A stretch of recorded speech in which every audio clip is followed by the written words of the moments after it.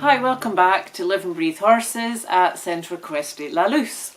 So today we're starting a new series in our Words of Wisdom.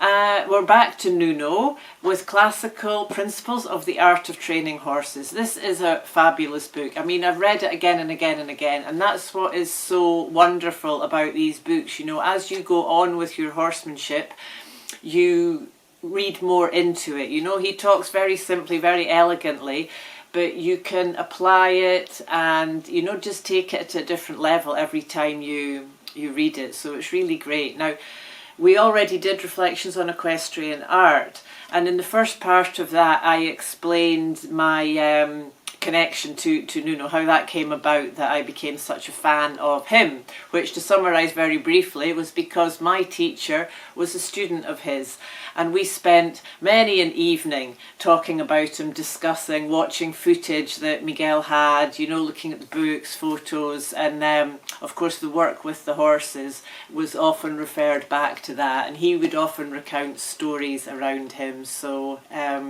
yeah. Anyway, let's get on with it. And what better place to start than the shoulder in? The shoulder in, of course, is famously in classical equitation known as the first and last lesson to give the horse. So, the shoulder in is a major exercise in suppleness. It must be performed and asked for correctly. Otherwise, it is, as one often sees, a horse walking sideways in a twisted manner, which instead of making the horse supple, throws his weight on the outside shoulder. One should say shoulders in, not shoulder in, because the two shoulders are in. So that's an important point. I mean, of course they are when you think about it, because one can't move without the other one. You know, if one moves, they both have to move. But I think it's a easier way to think of it. It gives more of a harmony through the whole horse image when you think shoulders in. And I always like to add to that shoulders meaning also the rider's shoulders, that the rider's shoulders should also follow the horse's shoulders. So the rider also should be doing a shoulder in, or shoulders in. So it's an amazing exercise, the shoulder in, for many reasons. Like he said, it's about suppleness. It's also very much about getting control of the horse's feet. You know, a situation, imagine you're riding along the road and there's something happening on the side of the road that might spook your horse, and there's traffic on the other side.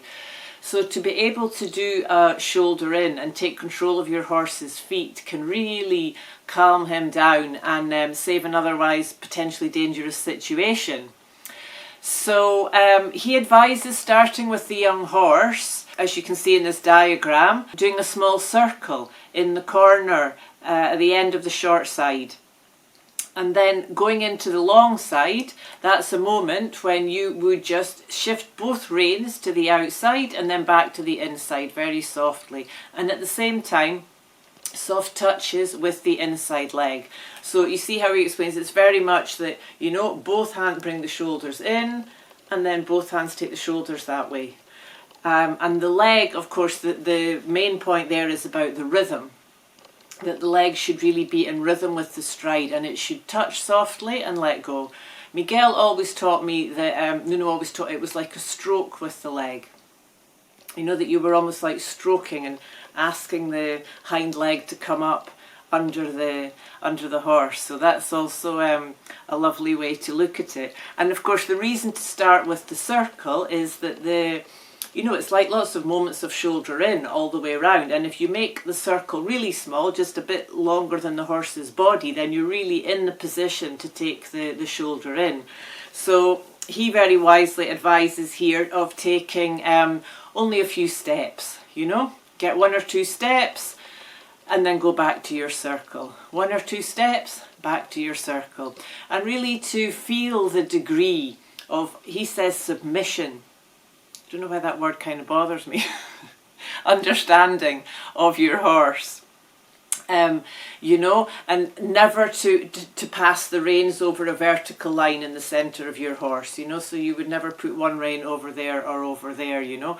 And also he stresses here about the outside rein acting first and being the most important rein in the shoulder in. So the inside rein is very much just asking, imagine the shoulder in is that way, asking for a little bit of bend.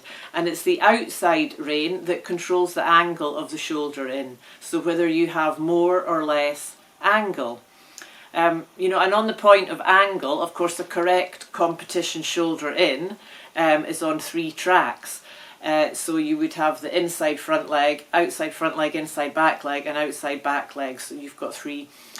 But, you know, when you're working your horse, Miguel always stressed very much that you can work it with as much or as little angle as you like, you know, when you're working at home, depending on the level of training of the horse and what you're trying to achieve and what you're doing that day.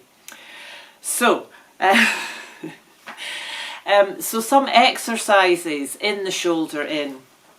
There's a nice picture here that shows with the serpentine, you know, so that the curves of the serpentine is a few steps of shoulder in, and then to take the horse very straight across the arena. And before you get to the other side, start to bend the opposite way and a few more steps, and then back across. So combining straight lines with the shoulder in. Another exercise he recommends that I really love is just to halt in shoulder in position, pause, you know, take a few breaths, and then carry on in the same shoulder in from the halt. So that's a good one. I mean, you can get creative. There's endless different things you can do. You know, you can do big circles, you can take diagonals, all in shoulder in, you know, and when you get to the opposite wall, for example, you can take a counter shoulder in around. Obviously counter shoulder in just mean you'd be going on the right rein, for example, and doing a left shoulder in, which is also a really useful gymnastic move, and for getting at the feet, you know.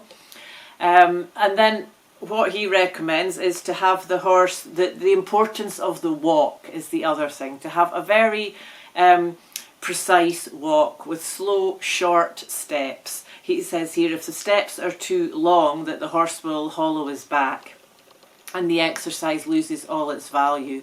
So it's always to come back to that slow, short, what's known as a school walk, which we're always developing to a higher degree. And of course doing the shoulder in out of that slow walk again helps develop that walk.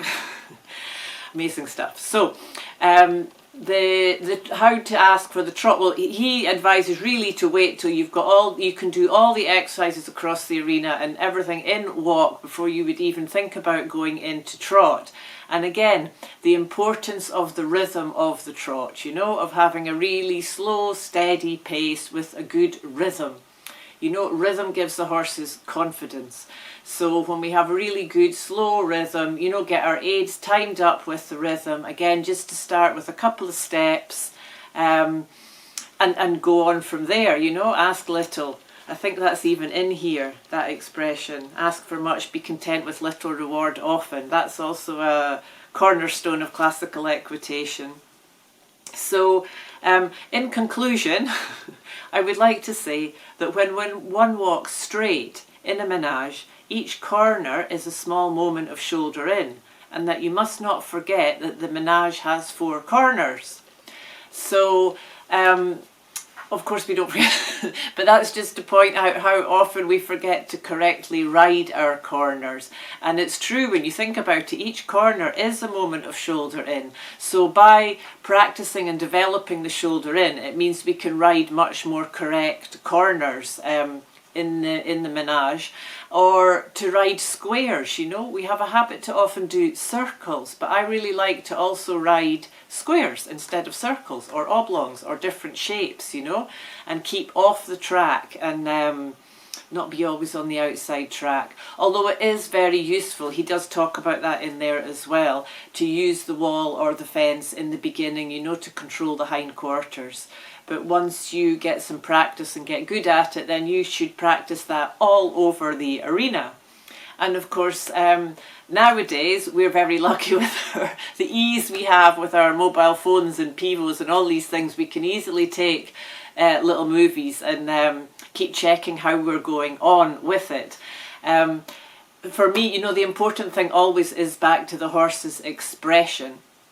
So, you know, when he's learning a new thing, he might not have the best expression in the beginning. You know, he's maybe thinking about it, it's maybe difficult.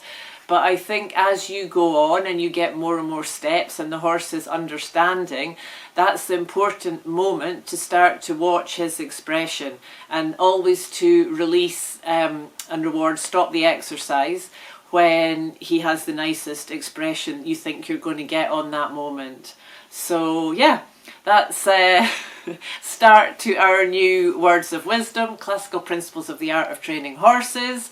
We've started with the shoulder in, which is the beginning of the book, apart from the introduction, actually. But anyway, thank you for being here with me today. Keep tuning into the light, and I'll look forward to see you next week to carry on with Nuno.